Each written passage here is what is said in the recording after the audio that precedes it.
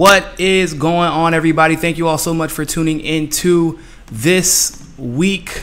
Well, I feel like it should say this month, but this week's episode of Mi Casa es Su Casa, and I am, of course, as always, your very, very humble host, Niko House. For my American Freedom Radio family, I have missed you very much. I've not forgotten about you. I was in the process of moving, and so it's kind of hard to do a radio show without any internet and a packed up microphone and, and not being in front of your computer because, I was moving furniture. And we were moving, piece by piece pretty much every day until we've got everything moved in. You know what I learned, though? Next time, I'm hiring movers.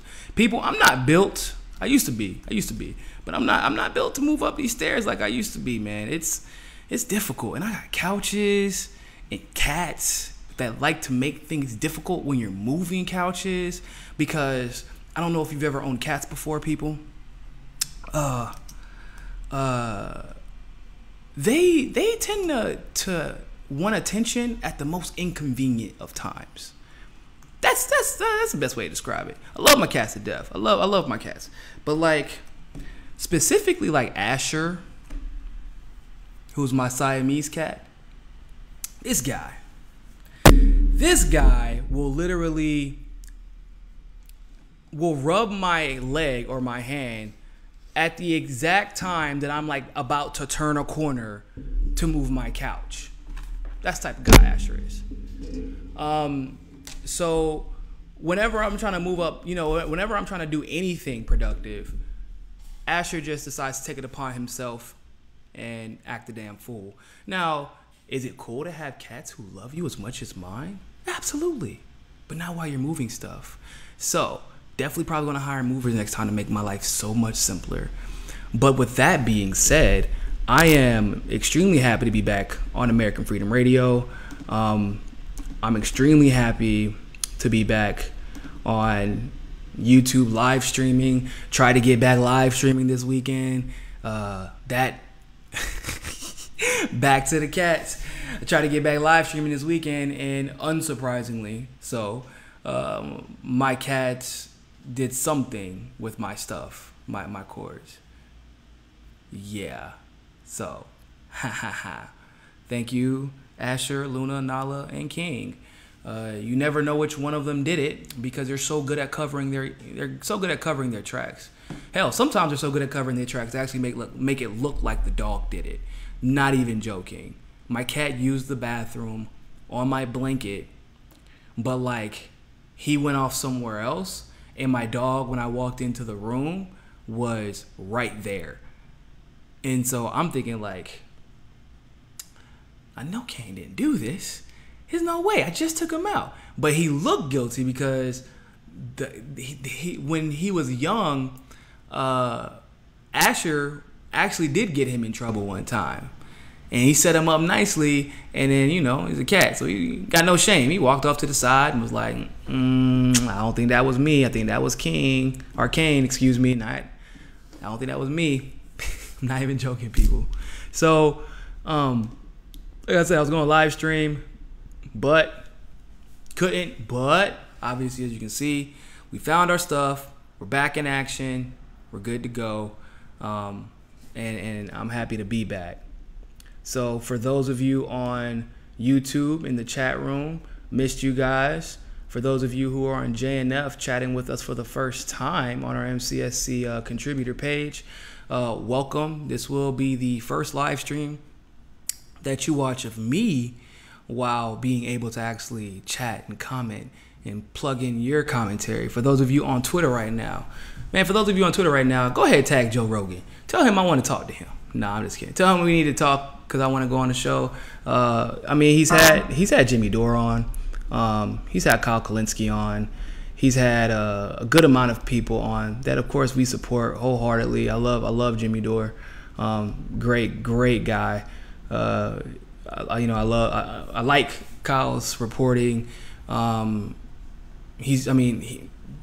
Joe has stayed true to who he is in the sense that no matter how much he evolves on his perception of the issues, he definitely always brings on people from both the left and the right. And funny enough, I was talking about Ben Shapiro, and we're going to talk about that a little bit today, by the way. But I was talking about Ben Shapiro and how it's funny how he wants to try to go at Alexandria Ocasio-Cortez, because I challenged Ben Shapiro to a debate. I can't remember what the issue was about, but essentially it was something where I just got tired of him whining and complaining, and I wanted to prove a point, because I would debate Ben Shapiro, and I'm not going to toot my own horn, but I'm going to toot real quick. I would beat Ben Shapiro in a debate. I know that I would, because Ben Shapiro tends to make these ridiculously massive leaps in logic. Like, he says something kind of somewhat intelligent, but then when you're like, okay, but there's a big problem with that, right?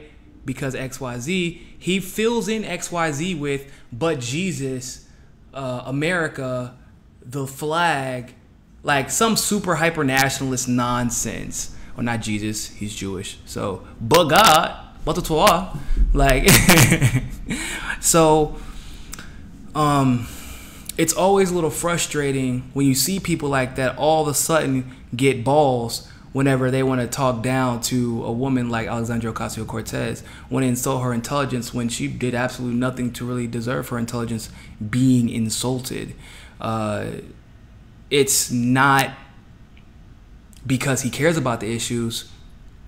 It's because Alexandria Ocasio-Cortez ended up on so many different platforms so fast before the establishment knew who she was, because they assumed that when she beat Crowley, that meant she was one of them. Otherwise, she would have never been able to win. Which that logic may work 98.999% of the time, but it didn't work with her, which is great for all of us because she got a lot of exposure really fast, which created somewhat of a mandate for her. But so when I issued that, I was reminding Ben Shapiro, I was like, if you care about the issue so much, debate somebody who is a debater. That's what I did for all of high school and college. I gave up plenty of Saturdays and Sundays and Fridays to sit down and because that's like the leaps in logic is actually a debate tactic. I don't know if you all remember Ted Cruz is whenever I was in debate, I was still in college whenever the election was going on, people in debate would be watching the GOP debates, and I don't know if you all know this, but Ted Cruz was part of the American Parliamentary Debate Association, or APTA, which I was also part of. Back then, it was primarily conservative. Now, it's super neoliberal. Let me just be clear. It's not progressive, it's neoliberal. It's fake progressive, it's like really identity politic-y and neoliberal. They don't actually care about legitimate change. They put all their friends in charge of everything, getting ready for the real world. So, but anyway, we always make fun of Ted Cruz because we see what he's doing.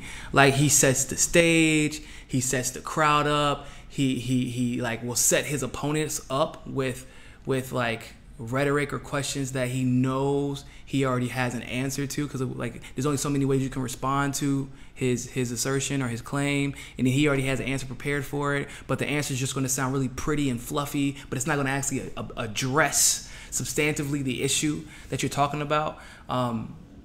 That's what Ted Cruz does. But I was part of that same organization in college, obviously far removed from Ted Cruz's class. And Ben Shapiro does the same thing. Anyway, so the moral of that story was Tim Black retweeted this, and then he also started discussing like, yo, you should bring myself on. I told him like, yeah, you should have both of us on, because at the end of the day, it's not a progressive party until Tim Black and Niko House walk into the building, people. Lights, camera, action, fashion. Anyway. So, yeah, man, I would love to go on Joe Rogan's show. I feel like we can have a lot of great conversations. And Joe, I'm just letting you know, I am not Candace Owens. I still drink, and I still believe in the green. If you catch my drift, take a riff. Anyway, so, moving on. If you can, share this show Why? Because we are about to make a special announcement. But before we do that, as usual, I want to go ahead and thank Danny and American Freedom Radio for having us on. Make sure that you subscribe to them. Make sure you follow them on Twitter and Facebook. Make sure you go to their website to catch other great radio show hosts on American Freedom Radio. And give, I think Danny, you got Twitter? We can find out afterwards. I'm pretty sure Danny got Twitter though. But American Freedom Radio definitely has a Twitter, so you want to make sure you follow them. And also shout out to my family on Just Inform. If you have not yet, make sure you go register at justinform.com to keep up with all the major happenings. And how do we do that different than other programs? Well, one, we don't arbitrarily delete profiles just because the government told us to. Hint, hint, cough, cough, Facebook, Spotify, Apple. I don't like Alex Jones, but censorship is censorship, especially when you're trying to censor the press. I take particular exception to that because I've seen progressives censored in similar fashions on YouTube. Tim Black suffered because of that type of censorship. He had his live stream taken away from him for like 2 to 3 months. And his platform took a hit because of it, which means his income took a hit because of it. Not because of him being a conspiracy theorist, but because of him just being progressive and not being afraid to discuss the issues. So I take particular exception to censorship, even if I don't agree with the opinions of the other person. But yeah, so come to Just Inform.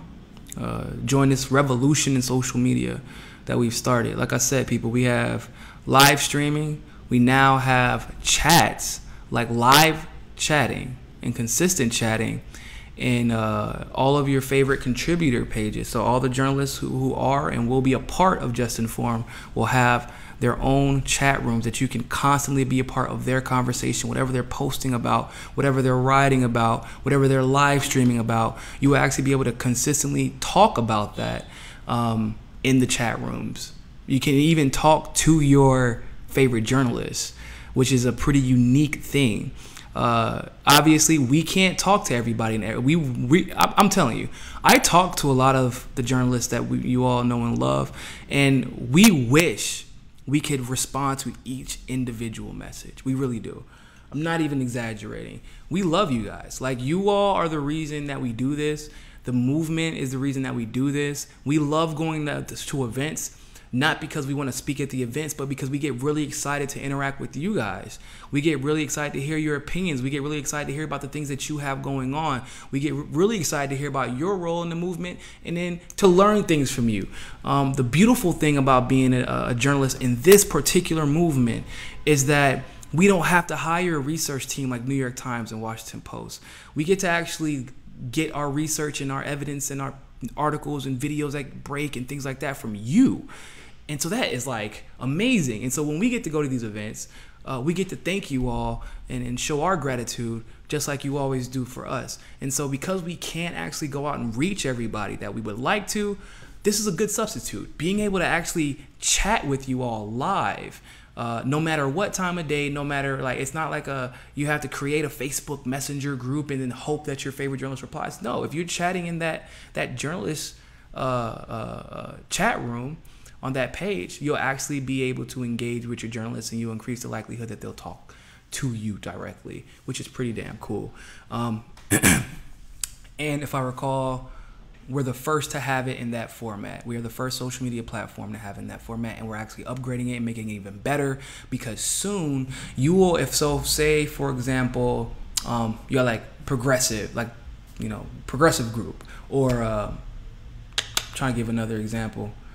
So we have the MCSE group, right?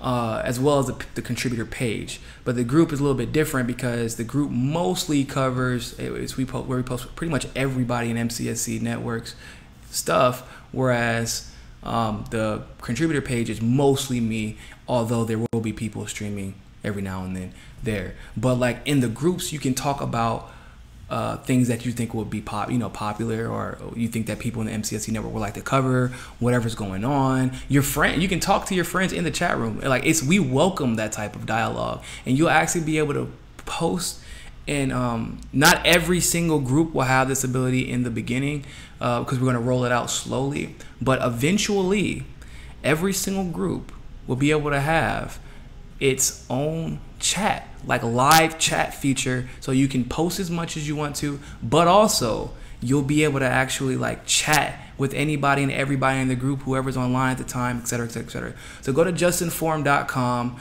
register now.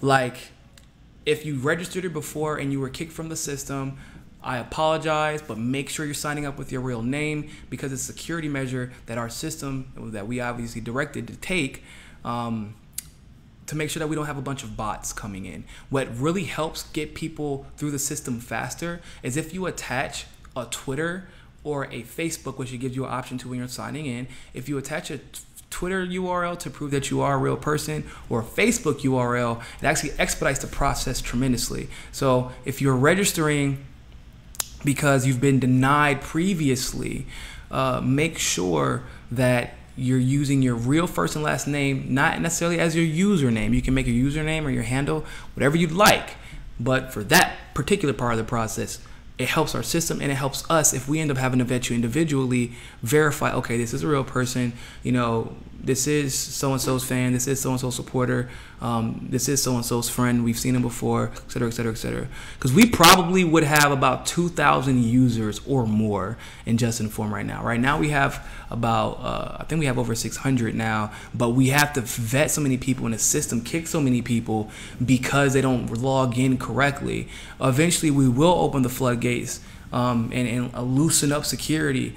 But this is just for your protection and ours, because we know that the establishment uses bots. They use it to take over Twitter, they use it to take over Facebook, YouTube, even Reddit. The trolls are real. It is a concerted effort to take over social media. I can't go into detail about it right now, but Just Inform is becoming such a success, is receiving such notoriety that myself and my partners are being stalked. Like, I'm not even exaggerating, and that's a video for another day. We're still getting all the facts on that, but yeah, we're being stalked. So please make sure that you're using your real first and last name in order to log in. Outside of that, the announcement that we have. Are you all ready?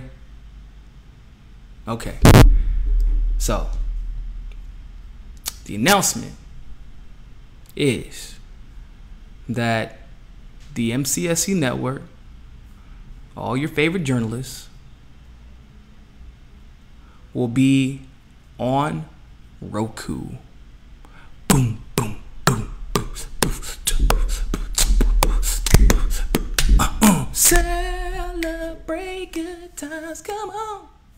Yes, baby. We will be on Roku. We will have our own exclusive channel called the MCSC Network, and it's set to begin next week. We'll obviously make an announcement for everybody. We'll let everybody know. But yeah, we're there. No, we will be there. We're super excited. We're even working with the team to get onto Apple TV within the next year. Amazon Prime Fire Stick within the next year as well. And one more, I can't remember which one. Actually, I think it might be Xfinity. So we potentially could end up being a channel on like Comcast Xfinity On Demand, which is like obviously a big deal.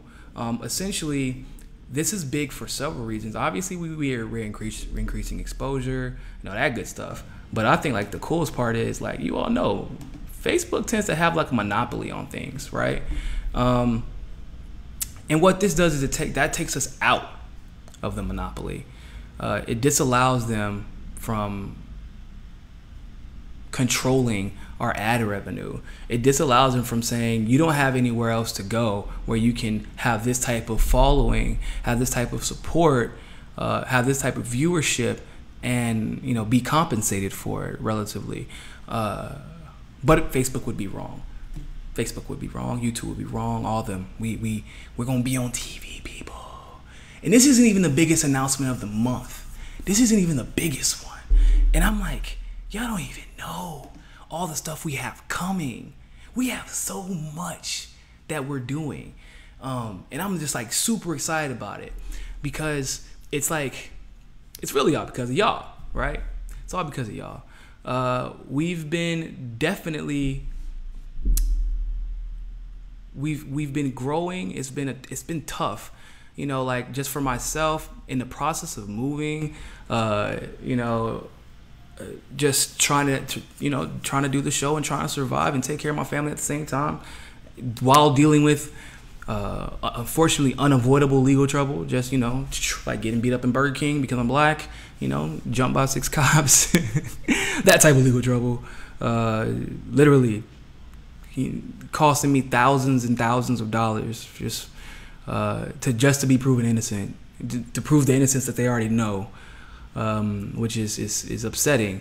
And so when you see things like this pay off, it's awesome, not only for myself, because I'm happy. I'm really happy about it. I was in shock to receive the news, because that's a big deal. It's a big deal, especially for what that means growing and going forward. It's not only a big deal to myself, but you all know we have BC DeGraff, who does this Rig series, which is like, man, it's what I love is when you get to watch your show, right? You watch you're on your network and you're sitting down, because I don't like to be. I'm like overly critical of myself and everybody on my network, because I'm not even worried about their politics. I know what they I know all their politics and things like that.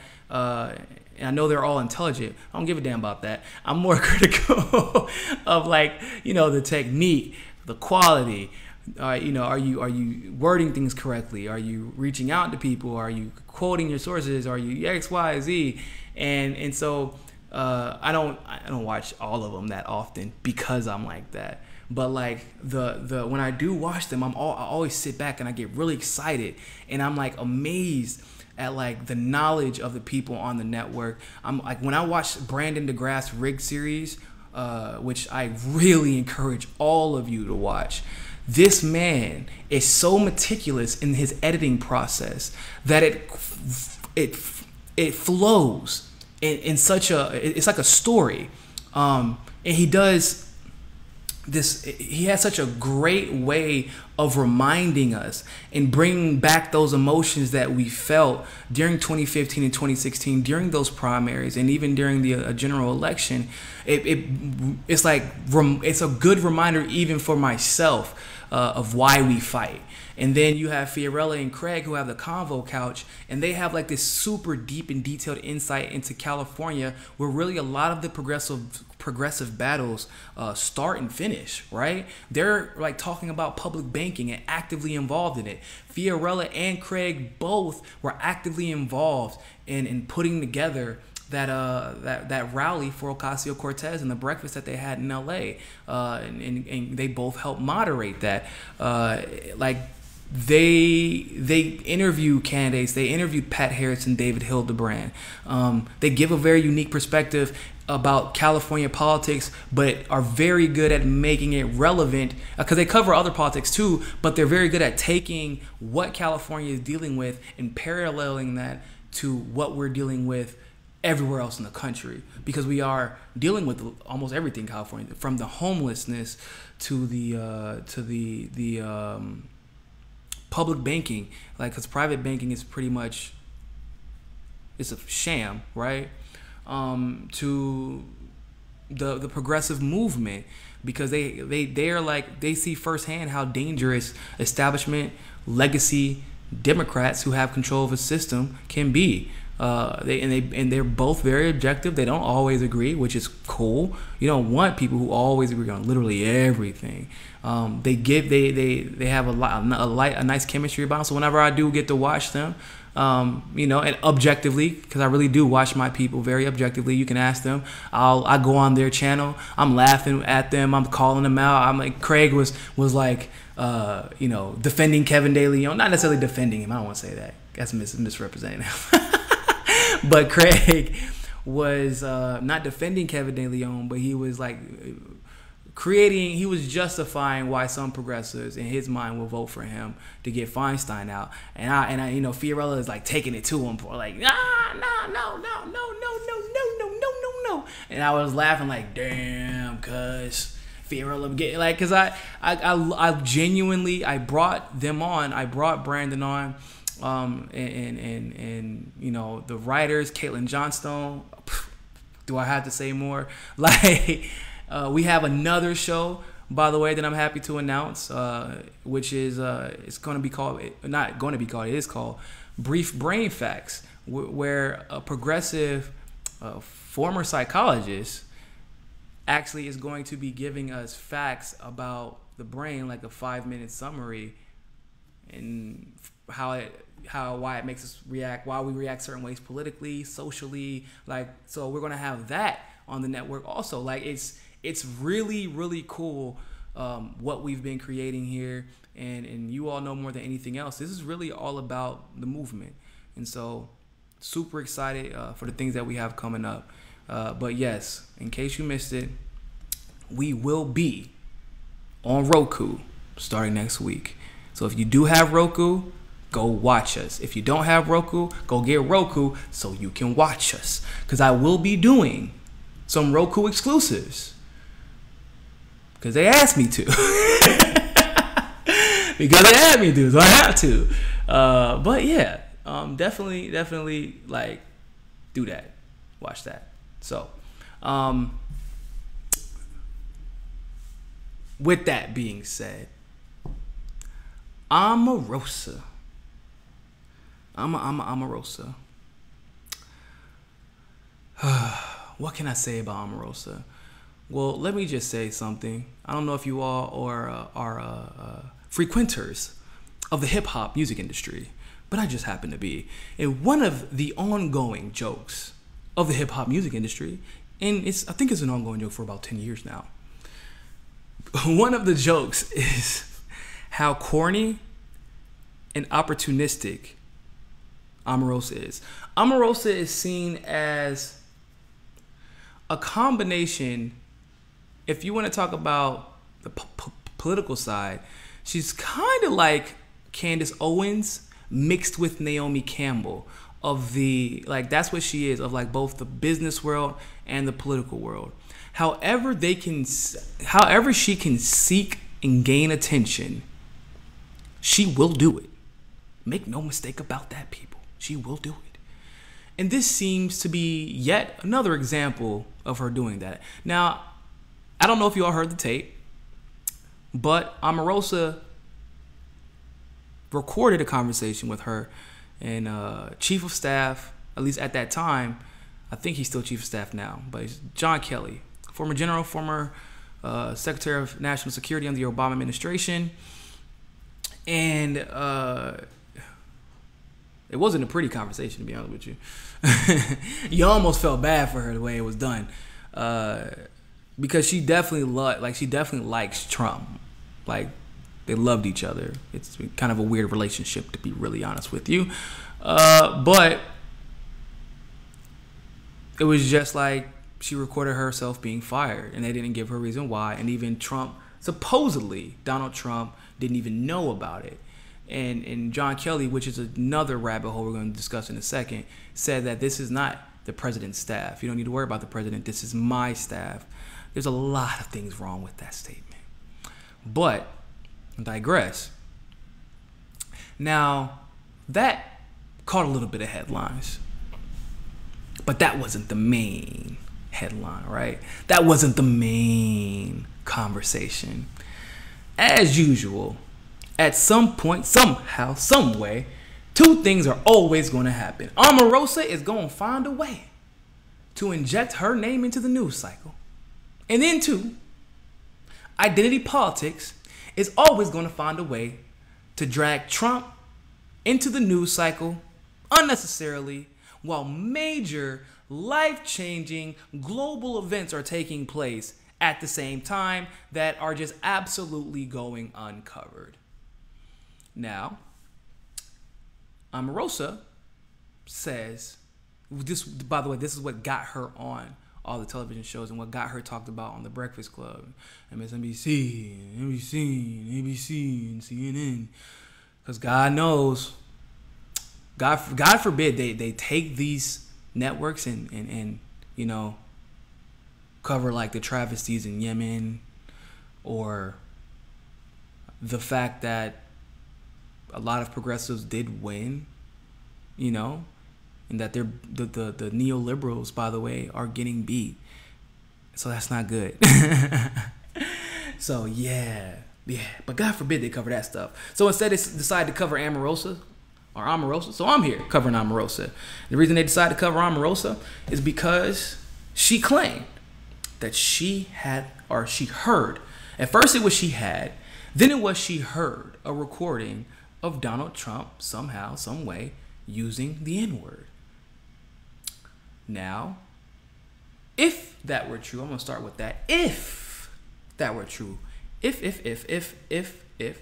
But you know, if was a fifth, we'd all be drunk as hell.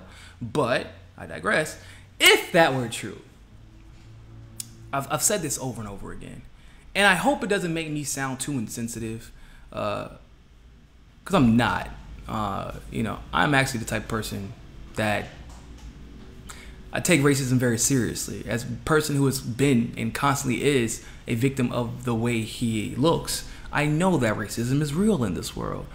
But I'm also very grounded in reality, in the reality of American history, which is why when some people are like, oh my God, if Trump wins, the world's going to be so horrible. And I'm like, hold on, what do you mean? Why? What's going to happen? Well, racism. I'm like, so what? Like New York is going to become Alabama all of a sudden? Like, the areas in New York, I'm telling you because I campaigned in New York. I campaigned for other people in New York, including Bernie Sanders, obviously. But the red areas mostly voted red. They were already red. They were already kind of racist. Different type of New York racism is different though. But like, they didn't just wake up one day. Like, they were going to vote for Trump regardless. I'm going to put it like that. So Manhattan was not all of a sudden going to become Alabama, right? We get that? Okay. Alabama, if Hillary won, would not have become a blue state. In fact, hell, probably would have gotten redder, to be really honest with you. California was not going to all of a sudden become Arkansas or Missouri or Mississippi. You get what I'm saying? So the idea that if we assume to be true that Trump is absolutely 100% the racist prick of a pig that he sometimes portrays himself to be, and he does portray himself to be that at times. My grandma has an interesting theory, which I tend to lean to agree with as well. It doesn't have to be one or the other. It could be both. But she thinks he's just an old, ignorant 70-year-old or 62, 63-year-old New Yorker who has money and who has never cared about what he said. Because, which is true, I can't lie. If anybody who got, I can't speak for every grandparent, right? But I can speak for black grandparents. And black grandparents be saying stuff that you like, damn, grandpa, chill. And it sounds a little bit racist. Like, these goddamn Mexicans, man, they out here just taking all my damn jobs, can't get no goddamn work. Like, grandpa, that sounds racist. I'm not being racist. I'm just being honest with you, young buck. And so she believes it's like that. And once an old person, right, let's say seasoned, an experienced person, when they get that thing in their head where they believe something their entire life, they're not changing that shit for nobody. They're not changing it for anybody. So that's my grandma's theory. So there is an element of racism to that. But like, what her point is and what my point is and what the rest of the world point is like, yo, time and place at least pretend to not be that if you are. Because if it starts affecting jobs and things like that, or your policies, then we have an issue. Now, to my knowledge, Trump has never passed a overtly racist policy outside of the deportations and immigration policies. Those are overtly racist. I want to be very clear about that, because They, like Fox News, for example, Laura Ingraham, if you did not see that rant, it was the most disgusting rant I've ever seen from her. Because she was saying that America was changing for the worse because of immigration. And she made it very clear. It's not just illegal immigration. It's legal immigration too. Now, ironically enough, the day after, Trump's in-laws were able to get citizenship. I wonder why. I'll tell you why. It's because he's the president. But yeah. So, and they had absolutely nothing to say. But it's because of why. They don't have a problem with like the white Eastern Europeans coming over. Not all Eastern Europeans, just specifically the white ones. Not like the ones who look Turkish, because in their minds, they're Arabs. A lot of them are Arab, but I digress.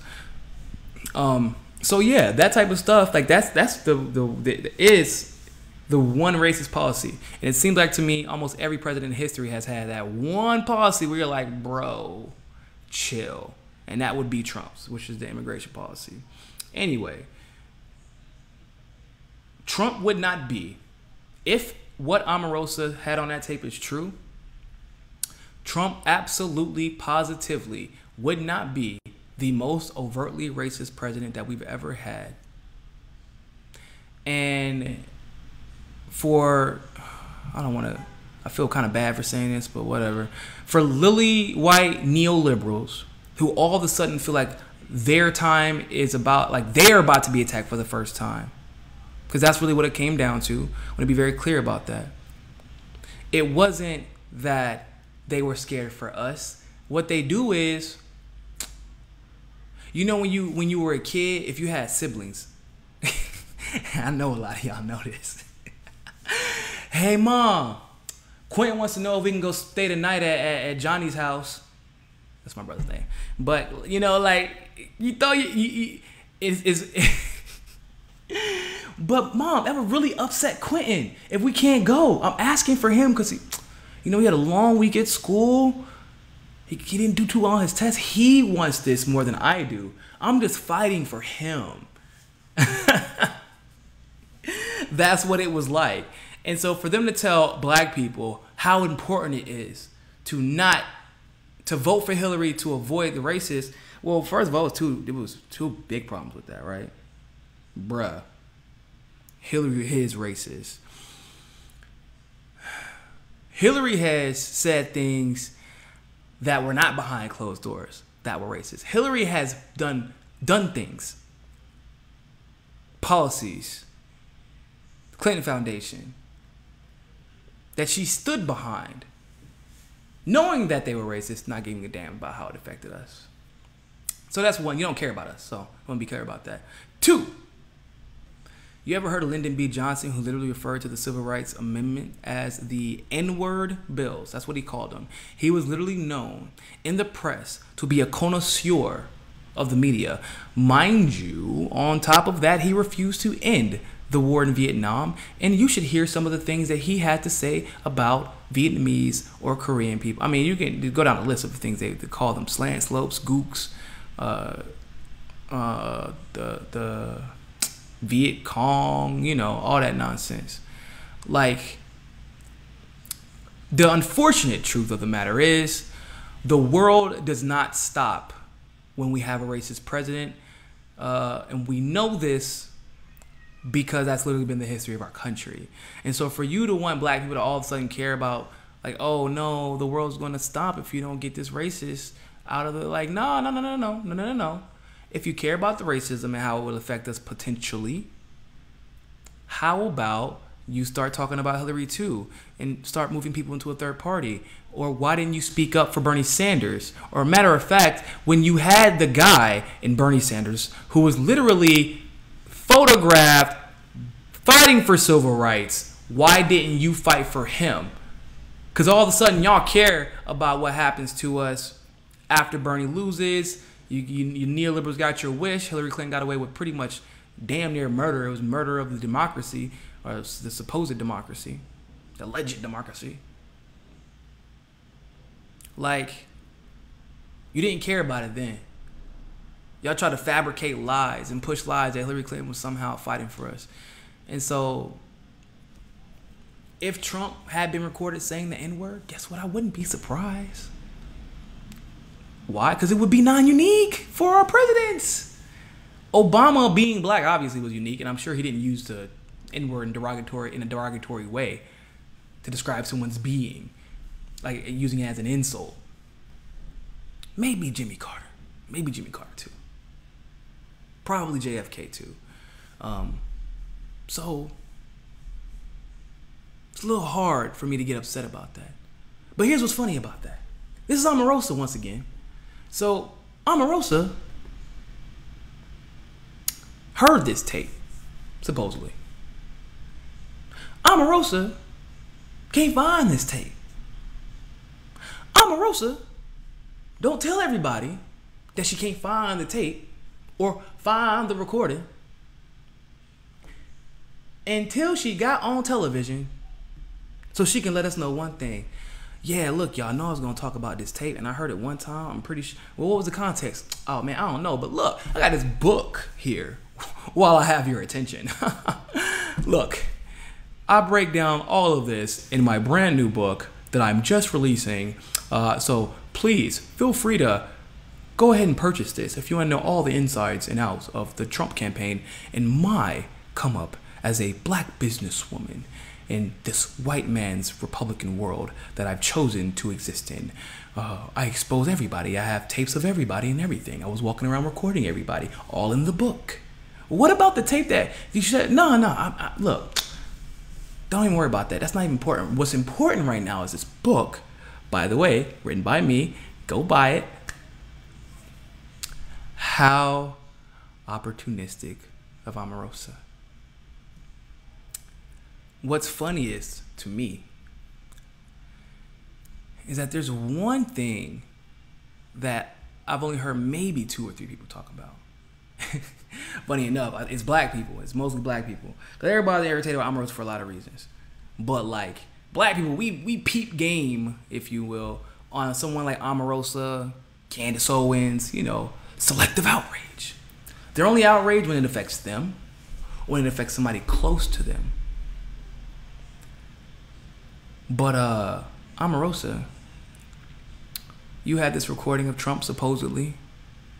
You've heard him saying all these racist things and racist gestures. You've heard the staff doing things that you were so upset by. So much that you had to write a book and advertise it by claiming that you had something that you didn't have. You were so upset by this. And the problem with that is you got fired. You didn't quit. You got fired. Omarosa.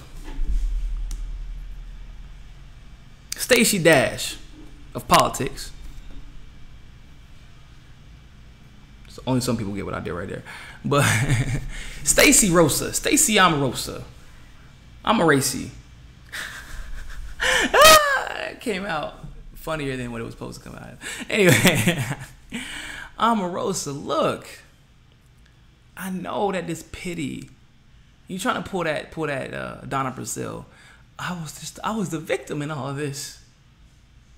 It was 4 long months that I was in charge of the DNC, and I didn't know that Hillary Clinton and Deborah Wasserman Schultz was cheating these poor Bernie supporters of my dear friend Bernie Sanders. But I made sure that once I got fired from CNN, that I made sure now that I wrote a book about it. Like to read it, here it go. Omarosa, you quit. You quit. Or excuse me, you got fired. You didn't quit. If you had quit because of this outrage, I would be a little bit more inclined to believe you and even take your opinions more seriously. Probably still wouldn't give you, I wouldn't take you seriously that much, but I'd be more likely to believe you. But what it seems like is that you're a disgruntled employee trying to take advantage of a situation because you know how popular politics is. Politics has become pop culture. You are aware of this, I'm sure. So because of that, You're trying to take advantage. You ain't fooling nobody, Omarosa. You not fooling nobody, nobody, nobody. If you were so outraged, why didn't you quit? Why didn't you quit? I think it's pretty simple, right? Like, you could have resigned respectfully, had White House on your resume, and moved on. But you didn't. You didn't do that. And so, because of that, look at my, gotta plug my computer up, y'all. Look, I'm out here about to die. But yeah, so because of that, it makes it very difficult for anybody on the left or the right to give one single damn about anything you've done. Which, you know, it's also funny. Omarosa has been a joke of the left, but woo, the neoliberal establishment, y'all, they don't love nothing more than an opportunity. It's like the same thing for Fox News. Don't get it twisted. They're the same exact way. But whenever one of their own turns around and bites back conveniently and opportunistically, all of a sudden, everybody's like, oh, look, she's on his team. She knows everything about him. So we have to believe her. Even she's saying it. She got to be telling the truth. No. Nope. She saw the opportunity and she sees it. Period, point blank, people. Period, point blank. And for Omarosa, the same way I feel about Candace Owens, by the way, I don't like having my identity being used in such a way that you get to play victim when you choose to, then throw us under the bus when you choose to, while all the way, when you're profiting all the way to the bank, all the way to the White House visits. Omarosa, Candace Owens, those stupid people from CRTV, I don't even know their names. Y'all made me sick. Like, seriously. I can't really put into words, because like I said, I was talking about this yesterday on Twitter. I cannot stand the identity politics. I can't. And the reason why is because, like, the right thinks it only comes from the left. The left doesn't even realize when they do it. And because, for the most part, because they get so caught up in defending themselves for when they do commit identity politics, which unfortunately is more often than I would like, they don't even realize the right, who did invent identity politics, by the way, uses it just as much as the neoliberal left does. Meanwhile, that makes it more difficult for us to have conversations that we need to have at a very genuine level, open and honestly. It does.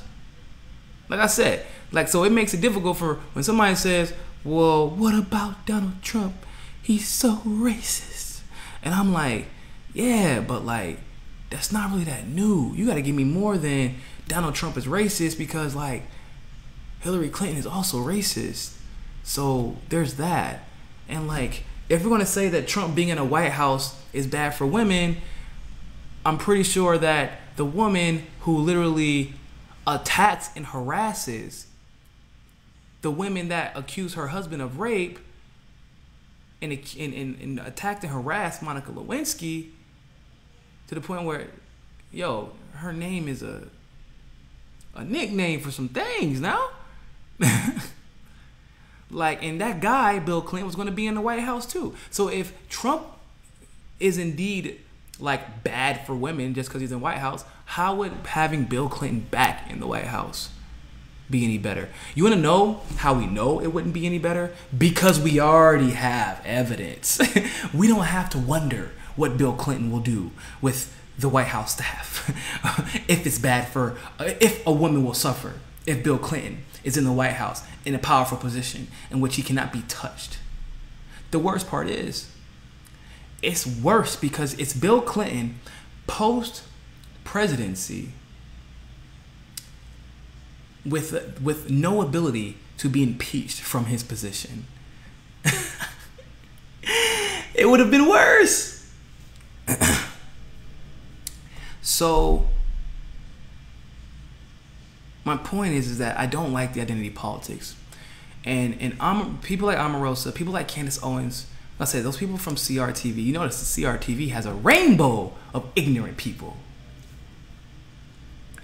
The Ben, what's that asshole's name? Not Ben Shapiro. Ben Carson. I'm missing one. I'm missing a few, but you know what I'm saying. Those type of people. It's so crazy that what they do on the right. So on the left, they pick the most fair-skinned, mixed, like biracial person they can find, because it's necessary. Because like there's still an element of racism on the left that nobody wants to address, and that's what makes it very dangerous. But on the right, what they do is they pick the most dark-skinned person they can find. For every Kamala Harris, you get a Ben Carson. For every Barack Obama, you get a Omarosa or a Candace Owens. You get what I'm saying? Like, they pick the darkest person to say, see, we're not racist. What are you talking about? We have black people. Clearly we're not racist. And then when those people realize that they can make money if they just shut up and let them their side treat the rest of their race like shit, they're okay with it.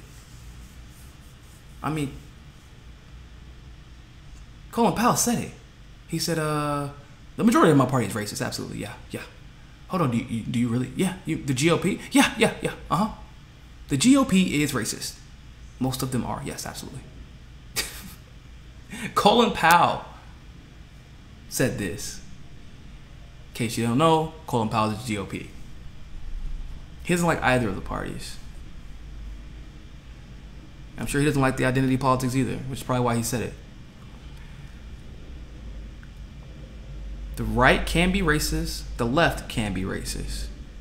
The right can be opportunistic, just as much, if not more, sometimes than the left. Actually, it's pretty even on that in that regard. Both the left and the right are both pretty damn opportunistic. And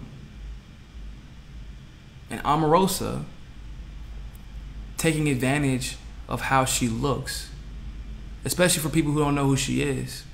Like, when they see a black woman screaming out Trump is racist and then writing a book about it based off of her personal experiences, there are some people who will believe that is a legitimate claim, that she's legitimately concerned about the racism that took place in the White House, if there was some. I'm sure there was.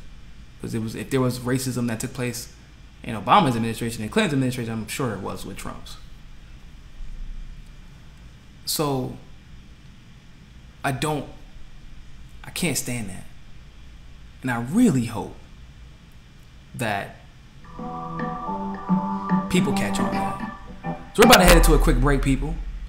Be back in 5 minutes. Make sure that you tune in. See you soon.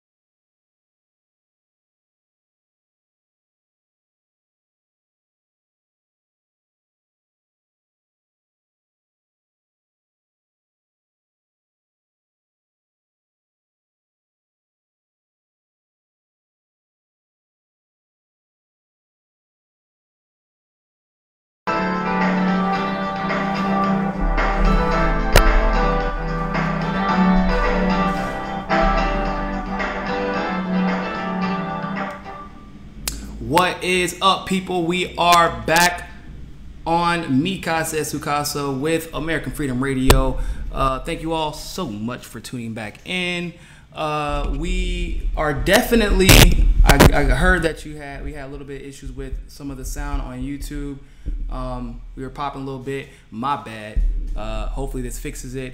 And we want to make sure that we remind everybody about our huge announcement. And that announcement is that we will be not moving. We will be growing, because our channel will be, the MCSC Network channel will be on Roku. So if you have Roku, definitely go get it. Or if you don't have Roku, go get it, because yeah, baby, we're live, or at least we will be. Starting next week. Super excited about that. Like I said, it's going to be a great time. I really can't express how appreciative I am of the opportunity, and we definitely will take advantage of it 100%. So I really appreciate everybody who made it possible, because like only reason that we're able to do it is because of the rate of growth we've been experiencing, the amount of support that we've been experiencing, and so it's cool to see things turn out like this, not just for myself, but the movement. The movement is growing, right? Like it's people see the movement, and because like I said, I can't talk about it yet, but this isn't even the biggest news of this month, people. I'm not exaggerating. This is like, if this is big news on August the 21st, I have some extraordinary news, okay? But like, the people have seen the movement, they see where the tide is turning, and they're like, yo, we have to be a part of that, because we're going to miss the train if we don't. I mean, even like from an industry standpoint, if you aren't down with the progressive movement, then like, who exactly are you down with? Like CRTV and a lot of these networks have figured out like there is a huge right-wing Trump-based audience that they could tap into, but for some dumb reason, most of the establishment media hasn't realized that there's a massive legitimate base of progressives that want real conversations. And what they also hadn't figured out, except for a couple, is that there's a bigger movement at play. There's a bigger movement afoot of populism, where we all know that there are issues that supersede what I want more than, what's better for me, or for your situation, or for the other situation. It's a movement of anti-war. It's a movement of single payer, of health as a human right. It's a movement of dealing with and beating and holding corruption accountable. Like, it's that movement is so much bigger than the left-right paradigm. It's so much bigger than duopoly, and they know this now. They're seeing it unfold, and they're like, why the hell profiting off of it to be from it? So shout out to the MCSC Network family. We got to talk a little bit later, by the way, because I know a lot of y'all didn't even know this was happening. I couldn't talk about it till it happened. So yeah. So shout out to everybody who's helped make this possible. Shout out to everybody on Patreon who helped make it possible and donate every month. Donate to Patreon if you have not. Please, help us continue to grow. I'm saving up right now for a studio. I'm trying to, the studio's okay, it's nice, but I want to get some digs, improve the digs a little bit, add some more professionality, and bring everybody together, bring everybody home. That we can provide a professional workspace, an opportunity for not only myself, not only the journalists on MCSC Network right now, but anybody else who we bring on later, who may not have the equipment or the money for the equipment, but they do have the voice. and they have the passion. We want to be able to put people in a position to succeed and bring about their objective truth for the movement, as much as we have had and been blessed enough to have the opportunity to bring about our objective truth. So, Peter Strzok, bro. Pete, what happened, man? What happened, Big Pete? Because last time I checked, you was pleading the fifth every 5 seconds. Last time I checked, remember what the media said? Media was like, oh, Peter Strzok handed it to the Congress. Peter Strzok handed it. He handed their asses to them. He embarrassed the Senate. He embarrassed them in the interview. Peter Strzok is an innocent man. Peter Strzok made it very clear he wasn't necessarily talking bad about Trump or saying that he wanted to make sure that he didn't win or undermining the presidency of the United States, because I've made this perfectly clear time and time again, people. I don't care.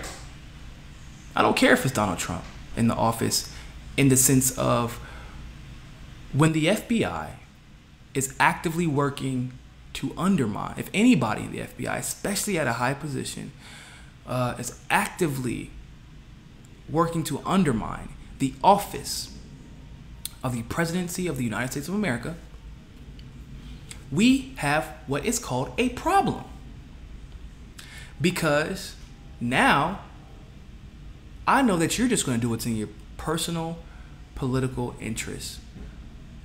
And in this is almost the perfect example as to why I just don't blindly believe the intelligence community about a damn thing at all whatsoever.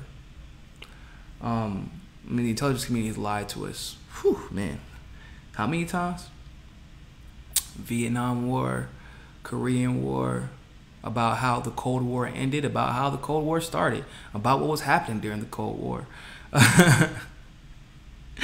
They literally put, somehow they've convinced the world that Ronald Reagan is the reason the Berlin Wall came down. Like, if that ain't some damn propaganda, I don't know what is.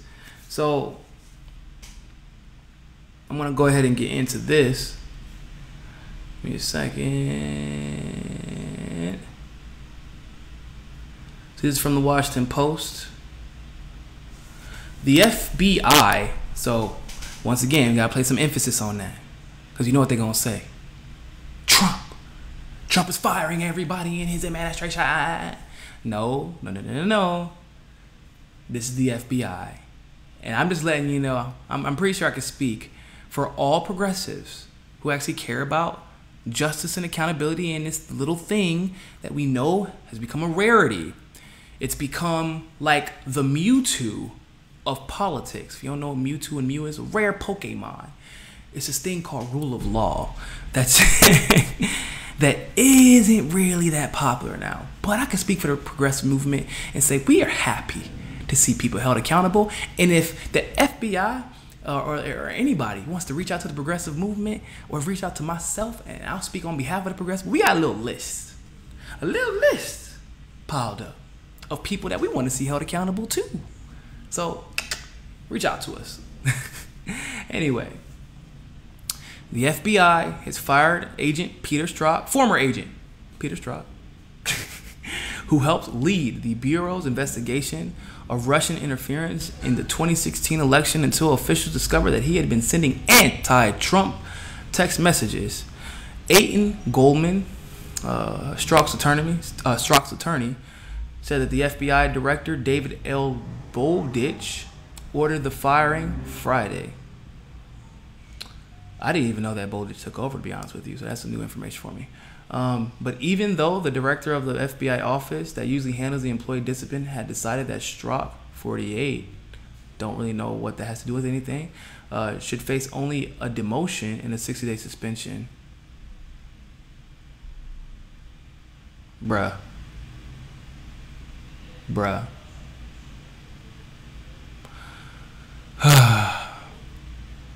First of all, you know the Washington Post is going to have to throw that in there, but I'm glad they did, because I want to be very clear. once again, an FBI agent who is partially responsible in at least some way, if not directly, then at least by the omission of the truth of the Russiagate investigation. Peter Strzok tried to undermine the office of the presidency of the United States of America and sow discord with lies and agenda-driven propaganda. So somebody's suggestion was a demotion and a 60-day suspension, which I'm sure would have been paid. That's just a vacation. I don't believe in paid vacations for criminals. And the fact that he only got a demotion is amazing, or excuse me, only got fired is amazing. Because I personally believe that with the text message that I'm sure that there was some stuff that probably got seen, that they were like, yo. I mean, think about it. The texts that they got were so damning that Andrew McCabe lost his retirement. Andrew McCabe got fired over these text messages. So imagine, realistically, what else Peter Strzok had said, to the point where the deputy director was like, nah, homie, you guys to go. You guys to go. Anyway, let's continue. Goldman said the move undercuts the FBI's repeated assurances that Strzok would be afforded the normal disciplinary process. This is not a normal situation. You don't get the normal disciplinary process. And how interesting. Remember how the FBI repeatedly assured us that they were acting objectively and within the interests of the United States of America and its people? Oh, God. Don't tell me you were burned too, Peter. Say it ain't so, Pete. Damn. Now you know how we feel. Crazy to be lied to by the organization that's supposed to protect you. Huh. Shit sucks. Let it burn. Let it burn. We're going to continue. Now, the Goldman, his attorney, said that this isn't the normal way the process, he said this isn't the normal process in any way more than name. I don't know what the hell that means. Maybe y'all can. It isn't the normal process in any way more than name. Okay? And then adding in that statement, this decision should be deeply troubling to all Americans. What? Why do they use this hyperbole? Like for everything. When somebody, like, it's like, remember when Comey was fired? This decision should be, this is, oh my God, it's the worst thing. This is a travesty if he's allowed to be fired because of Trump's opposition to him. And it's like, no, actually, he should have been fired just off of, what he leaked. Like he was leaking top secret information to people. That's grounds for fire right there.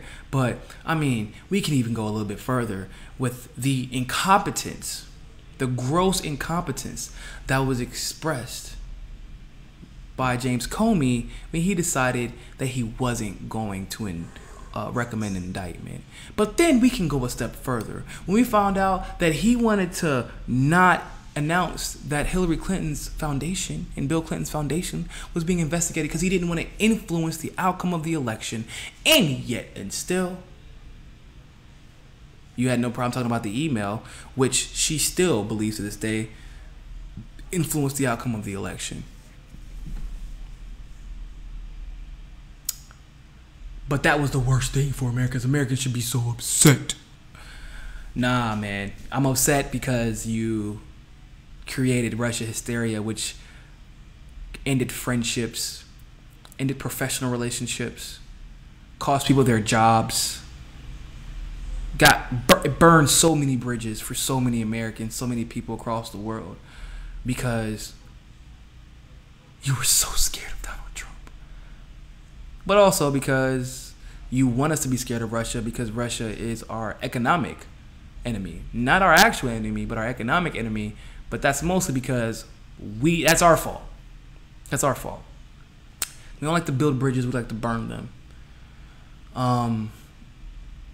Strzok said he was deeply saddened but nobody cares. At least I don't. The reaction among Democrats was more understated. Representative Eric Swalwell from California said that Strzok's firing did not undercut Mueller's investigation, which has produced dozens of indictments. I don't really know what that... I guess that was trying to... this is what he was trying to say. Sorry, Donald Trump, the Russian investigation is bigger than one agent who was at least willing to go under oath. What? It's like, okay, you know what? It is bigger than one agent. It was also another agent, Lisa Page. It was also the deputy director of the FBI, Andrew McCabe. It was also the director of the FBI, James Comey. That's like all the main pieces. You know that of the investigative investigation. That's like the main pieces. The main pieces of the investigation. And then Mueller, who is connected to all of them, specifically Comey and McCabe, because they worked directly under him. And Mueller's a freaking liar who lies. He's Mr. McLiarface. He's a liar. It's kind of severely undercuts the investigation. That means almost, it seems to me that like most of the people who are in charge of it, who facilitated the storyline behind it, were all guilty of extreme bias and were caught. So, Mr. Nobody Knows Who You Are, Swalwell, bruh. This literally, oh my God. Oh my God, people. Oh my God. I'm trying to be calm about this. I'm gonna try to be nice about this. Trying to get upset about this, but Strzok's team created a GoFundMe for Strzok with a lengthy statement to raise money for his legal costs and lost income, and said on the site that his firing was apparently driven by political pressure. The site had raised more than $65,000 on late Monday evening. Now, I don't know if you all know this, but do you know that GoFundMe does not allow legal fees to be raised on its site by everybody else? They will actually take your GoFundMe down for that, even if they think that your GoFundMe is trying to raise legal fees. But especially if you explicitly say, hey, I'm trying to raise fees for my attorney. But apparently GoFundMe makes exceptions for the elite and the criminal who are actually guilty. So there's that. And on the other side of that, this is what we're doing for the criminals now. This is how the neoliberals are getting down. $65,000 to someone who is at least partially responsible for recreating and reinitiating the Cold War, who was partially responsible for inciting this disgusting fear of anybody with a Russian last name.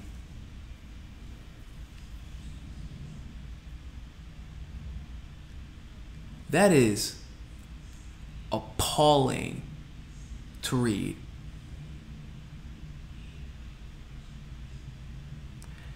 That is absolutely appalling.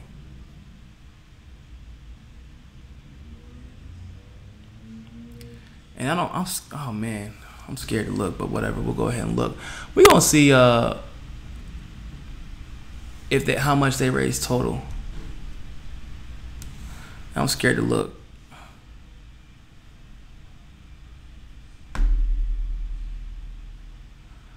Oh man, this is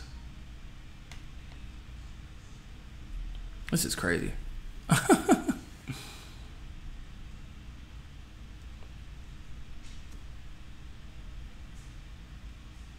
Oh my God, people. Time magazine promoted the GoFundMe. Let me make sure I'm not crazy. I want to make sure I'm not crazy.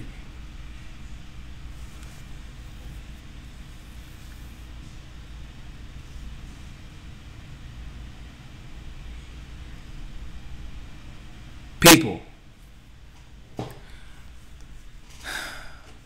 Time magazine wrote an entire article about just the GoFundMe and linked it. They linked it in the article.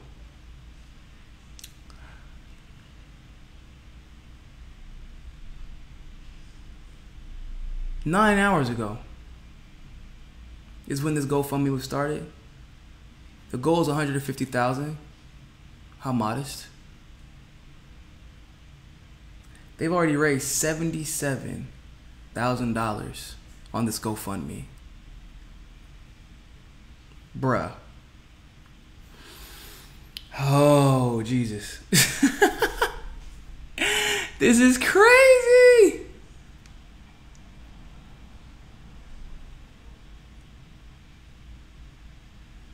It literally says, we're putting it into a trust to cover legal costs.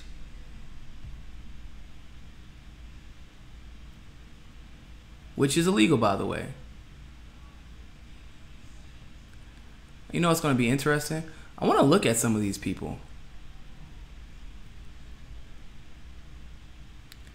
Because what's going to be funny is, like, if this is the establishment's way of covering their ass, right? So what's the best way to do that without raising any red flags? You create 2 donations made, same thing. That's interesting. If you create fake GoFundMe profiles and just launder it through there, like, you could do that, right? Somebody donated $100. Let's see, who donated $100? Let's find out. Kimberly Benaville.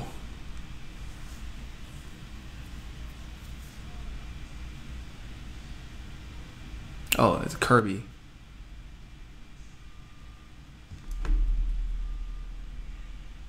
Let me see what else she donated to.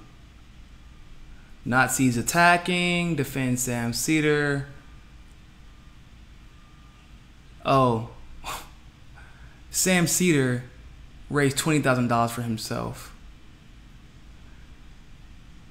Kimberly Benaville. I'm just trying to see what else these people donate to, because this is absurd. They haven't even been donating to, like, Good Bob Justice. It's a very unique name. 5 donations made, $100. Donated to so this guy donated to the girl who flipped off Donald Trump while riding her bicycle.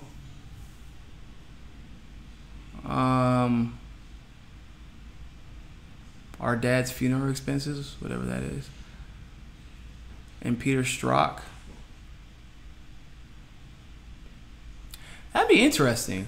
Wouldn't that be an interesting story if we found out that there was a bunch of fake accounts on GoFundMe that were used to launder money for neoliberal agendas? That would be a crazy. Somebody should look that stuff up. That would be crazy.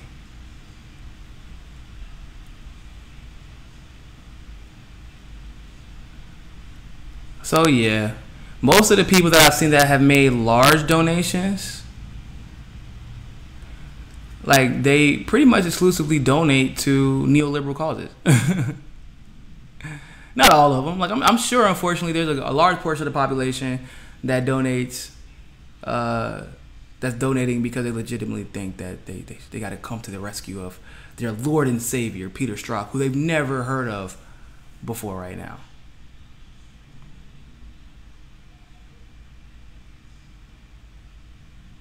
By the way, I'm not trying to dox anybody. That's why I'm not putting it on the screen. I don't want to dox anybody.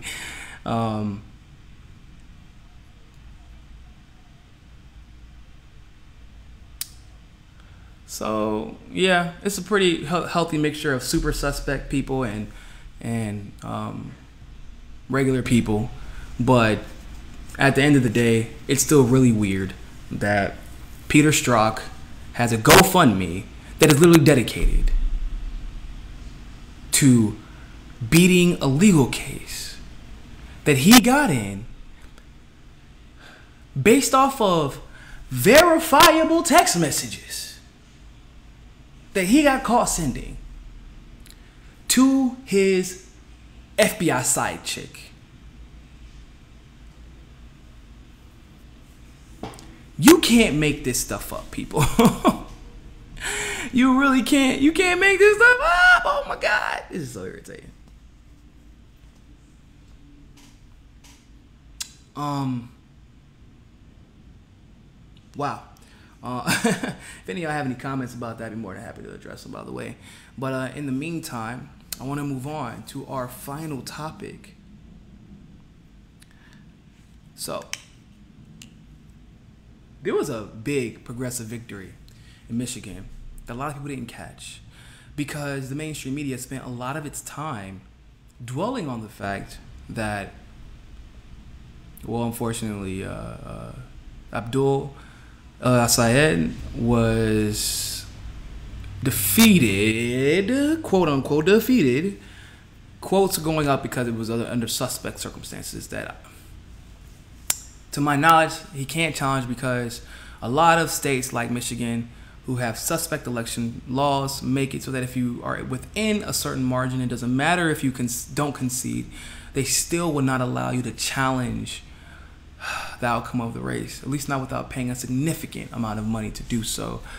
For a local candidate or a state level candidate in Michigan, when she tried to get a recount because of like clear election violations or election law violations, they told her, yeah, you can.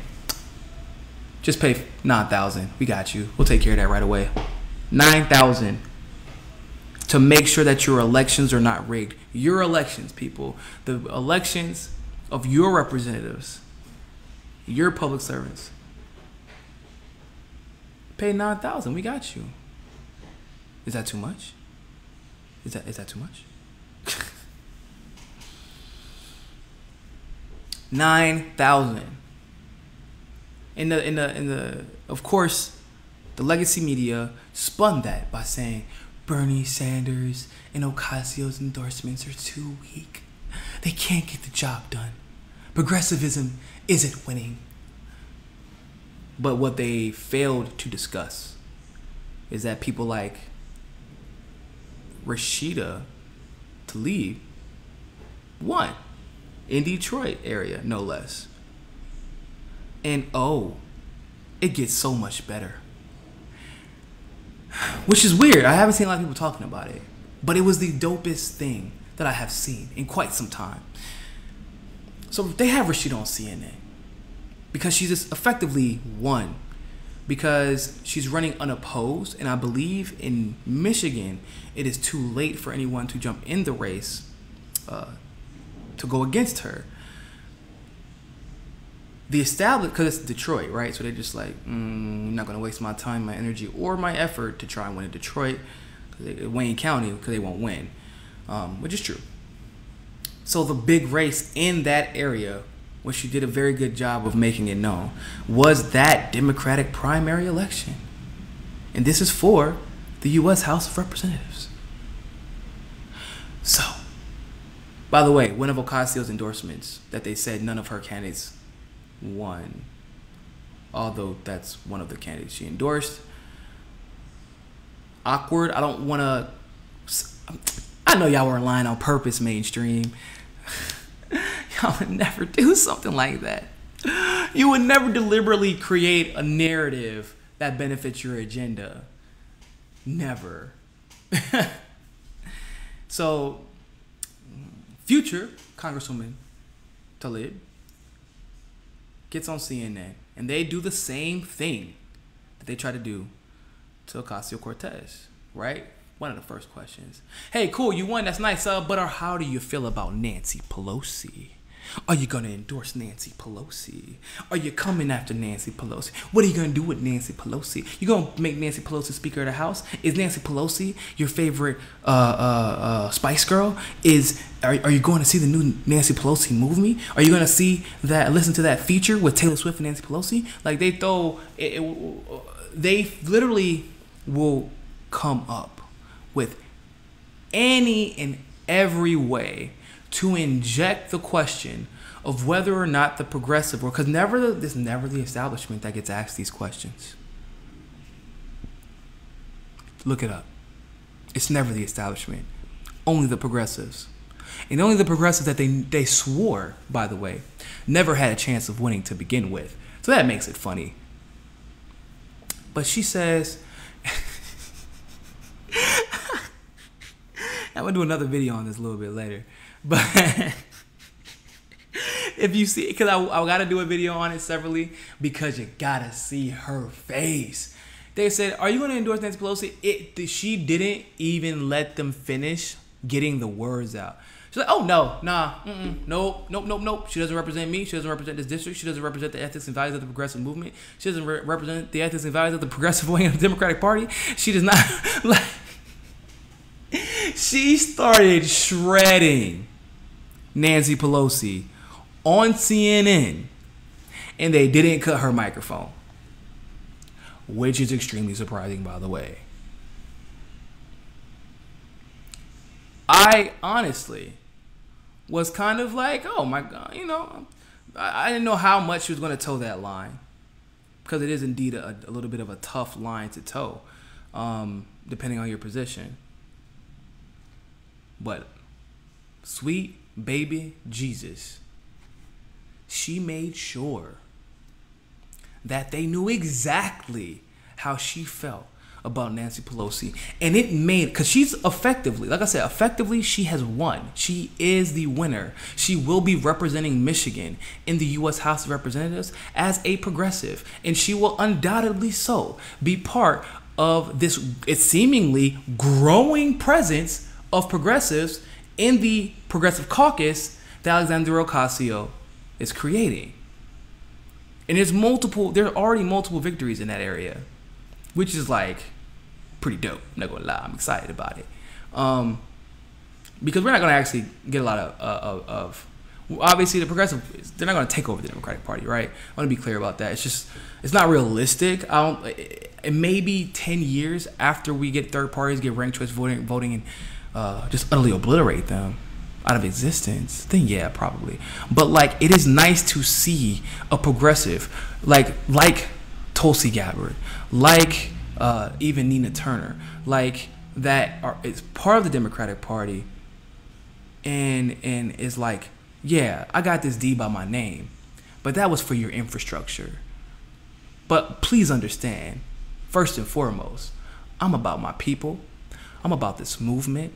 And she said this with a loud and thunderous, matter-of-factly attitude. She looked at that camera right after she finished those comments about Nancy Pelosi, and she said, I absolutely will not sell out. I will not sell out my people, and I will not sell out. I said, oh, shit. Who did y'all just let in office?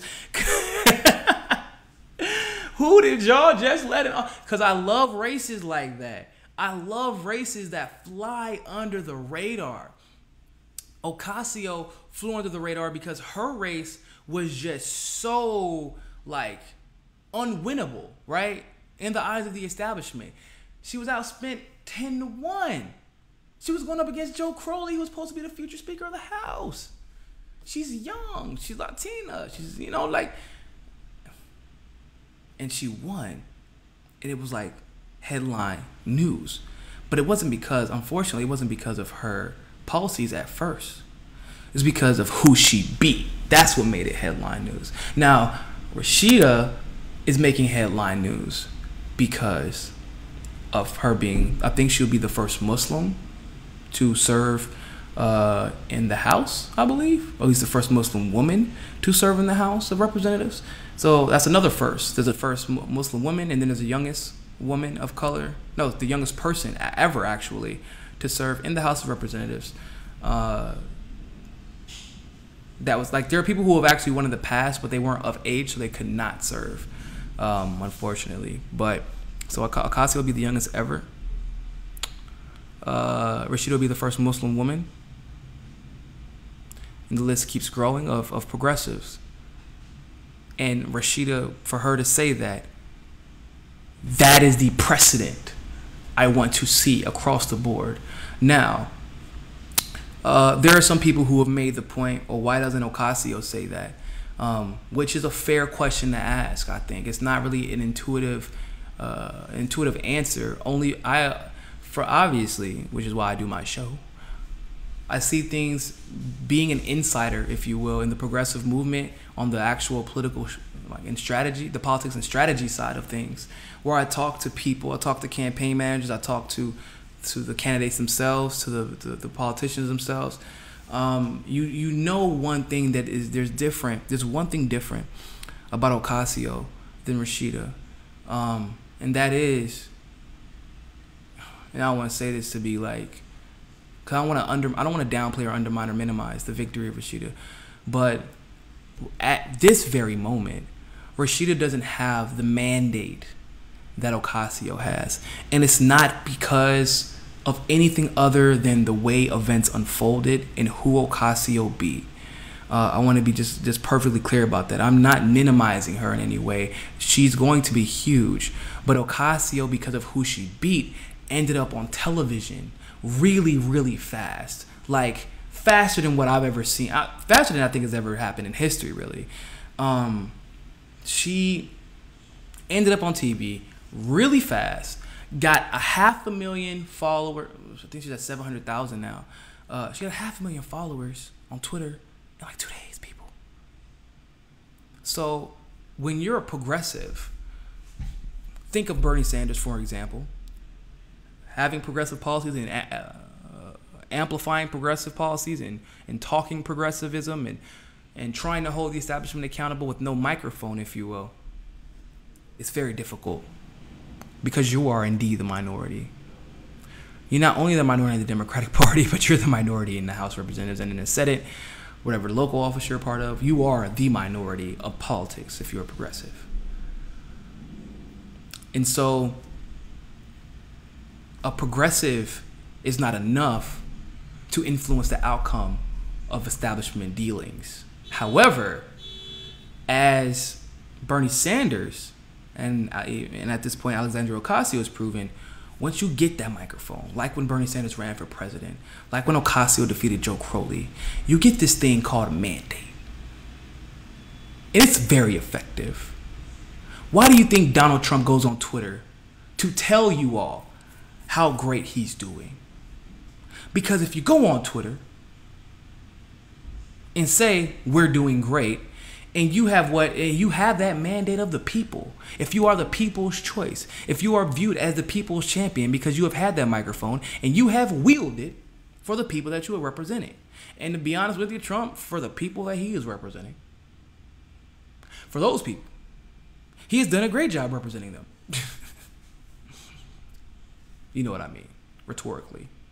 That's because that's really what they care about.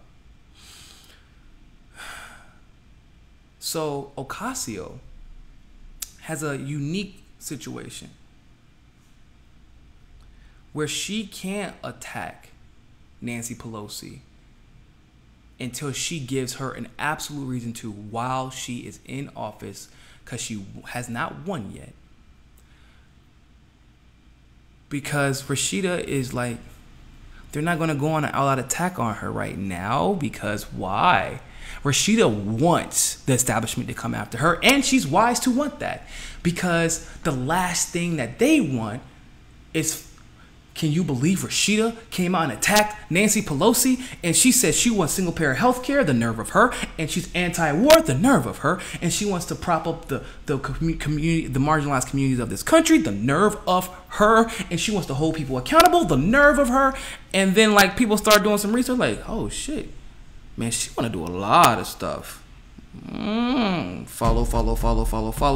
Then everything Rashida makes, or everything Rashida says, begins to make the news.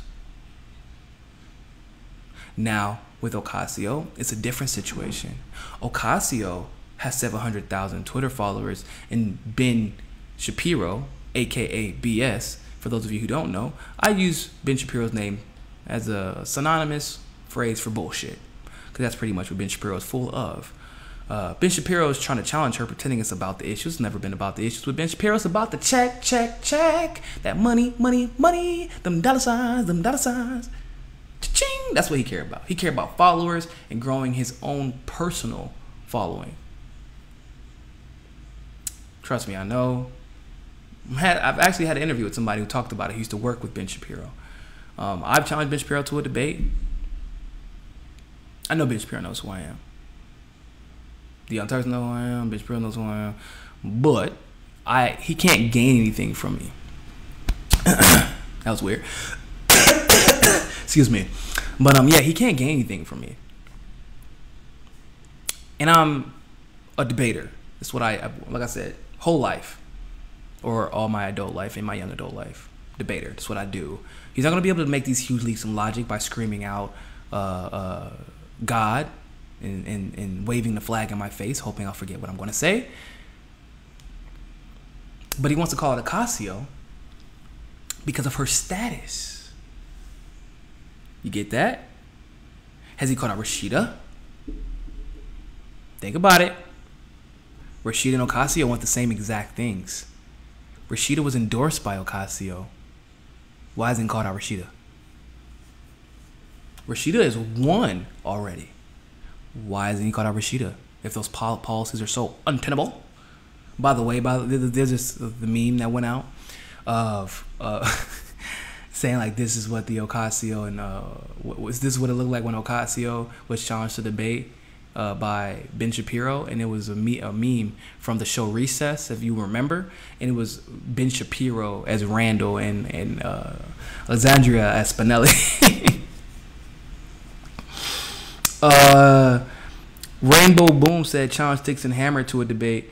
I could debate Sticks, but he's not really establishment. I don't even know what I would like debate him on per se. Like, if I recall, I think Sticks is for single payer. Like, he defends Trump a little bit, but he also calls out Trump too. So it's like, even though he's on the right of me, I don't think that I mean, if he wants to debate me about a specific topic, then yeah, 100%, I'll debate anybody. I don't give a damn. I have a rule now that I absolutely have to have a moderator, because I'm not just going to have someone go on their channel and troll. But, you know, I'll debate anybody. I don't really give a damn. I've made that pretty clear. And I don't really care. If people, and I will have a show where once a week I will host a debate on my show with anybody who wants to come on. Because I don't feel the need to hide from what I stand by. Like, I stand by single payer, not only because I believe it's a human right, but because it's economically viable and actually more economically efficient. Even the Koch brothers study accidentally showed that. It's, you know what I'm saying? Like, I stand by, like, you can't convince me that Israel is not committing genocide right now, because I have the factual knowledge, I have the experiential knowledge. I talk to people, I've talked to Israelis and Palestinians from the area. Like, it can give a very clear picture of why it is genocide and why, and the clear leaps in logic, if you will, behind defending Netanyahu and the Israeli government. So like, I will debate you all day about whether or not Trump has made the economy better.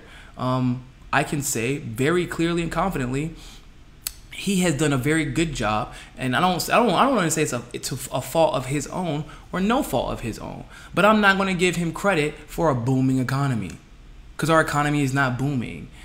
Yeah, unemployment rates are down, but Ocasio made a fantastic point. When you have 2 jobs, are you applying for unemployment? No. But are you actually able to afford anything? No, which is why you have 2 jobs. 2 jobs equals, oh wow, I can afford to pay for my apartment this time. I live in Miami, Florida, where a bartender makes money. And they have to have 2 bartending jobs to afford their apartments, and they have roommates. Still sometimes can't even afford a car. In Miami, as far as like metropolitan areas, is I believe the cheapest metropolitan area to live in, because of how much land we have and how much beach we have available. So like, not to mention, Trump, like all presidents, cooks the numbers on unemployment. Like, the stock market has never been actually representative of whether or not the movement, or excuse me, the economy is booming for the middle class, because the middle class rarely, if ever, invests a lot in the stock market. They may have a little something coming out of their checks to go into like their 401k and a little bit here, a little bit there, maybe a money market account, stuff like that. But the middle class has very rarely, if ever, benefited from the stock market. So trying to imply that because the stock market is doing well, that the middle class is also doing well, when we have barely raised wages since the 2008 crash. New houses are being built. The price of houses are going up.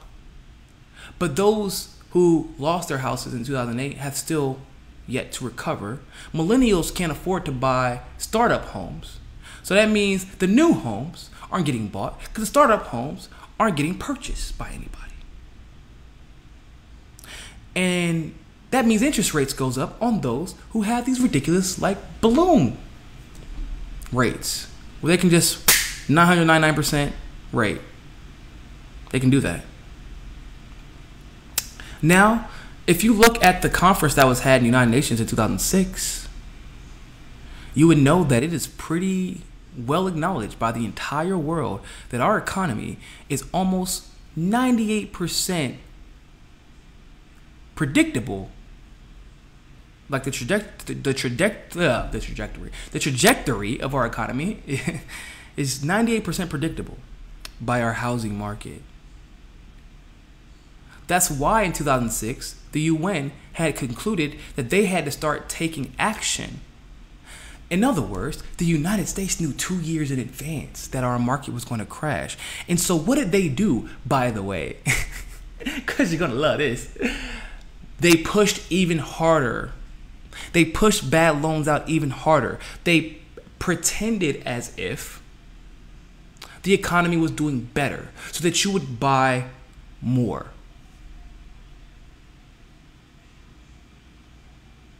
What does that sound like right now? The economy is doing great. This is a seller's market. This is a buyer's market. Look at the stock market. It's so freaking high. Look at all the wars that we're fighting at the same damn time. The market is great. The market is great. The market is great. And interestingly enough, also under another Republican president, I think that's just merely coincidence, to be honest with you. But under another Republican president, they also convinced everybody that let's give everybody in the 1% tax breaks on top of all this. so they can give themselves more bonuses and reinvest in their own individual assets, not in the employees. They tell you that this is going to trickle down. Drip, drip, drip, drip, drip, drip, drip. We still waiting for that drip, drip, drip, drip, drip. So it's the same pattern. The United Nations, however, were smart. Now, Bulgaria and Romania were actually kept out of the EU for quite some time, despite the fact that they were economically viable. They met all the criteria except for the most important one at the time, at least claimed to be the most important one, which was not being corrupt, because they had a lot of corruption. But Bulgaria and Romania had two things that the rest of the EU nor Eastern Europe had, which is a lot of foreign direct investment into their real estate, and they were self-sufficient as far as the economy was concerned. So going against their normal rules of being granted accession into the EU, they allowed Romania and Bulgaria to be granted accession into the EU because of our market crash, because of the prediction of our market crashing that they had made in 2006, because they were 25%, or excuse me, we, the United States, were 25% of the EU's economy. So if you think that you're not getting set up for failure, think again. And so that's why I'm not scared to debate anybody. We can have conversations about this stuff all day, because the issues matter more than anything to me. Discourse, finding agreements amongst people who disagree, getting down to the nitty-gritty, figuring out what's really important. Those things are more important to me than my reputation of growing a following. I would rather, if somebody else is very intelligent, I want to give them an opportunity to debate me and gain exposure, teach me something new. So if people think that would be an interesting idea, I would love to host a debate on my channel, and I could find somebody to moderate. So the Ben Shapiro's of the world, Jason Wallace is a pyramid scheme. That is exactly what it is. Corporate America is a pyramid scheme, right? Corporate America is a pyramid scheme. So yeah. So, you know, if anybody thinks that'd be a good idea, I would love to hear your thoughts about that. And it might be, you know, something that we do exclusively for Roku, which would be pretty cool. I would love to live stream it though. But yeah, I think that it's upsetting to me when you have people ad hominem attacking Ocasio, because she knows, as well as I do, as well as anybody who has any common sense, that Ben Shapiro isn't interested about getting down to the issues. He wants to make a quick buck off of her profile. Like, she didn't sell out to get that profile. She walked the damn streets of the Bronx, knocked on every door she could, and earned that. Took it away from the hands of the establishment. So why would she then turn around, take her profile, her esteem, her reputation, her credibility, the things that she worked for, with holes in her shoes, water leaking into her shoes, and give that to Ben Shapiro so he can make a quick buck off of her hard work, just to complain? Come on my show, on my platform, so I can live stream it to my channel, so I can get all the views. You benefit from this in no way, by the way. I'm going to get paid from this. And if you don't, you're stupid and you don't want to debate me. Like I said, if you care about the issues, debate Rashida. She seems to not give a damn. I like Rashida. Ocasio has a little bit of a different line to walk because of the mandate that she currently has. And if she did what Rashida did, she'd get taken down all the way. So with that being said, people, catch us on Roku next week. Talk to you on Just Inform, and remember, more than anything else, find your balance. Peace.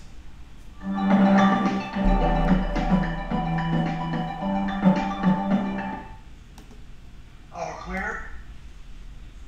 Alrighty then.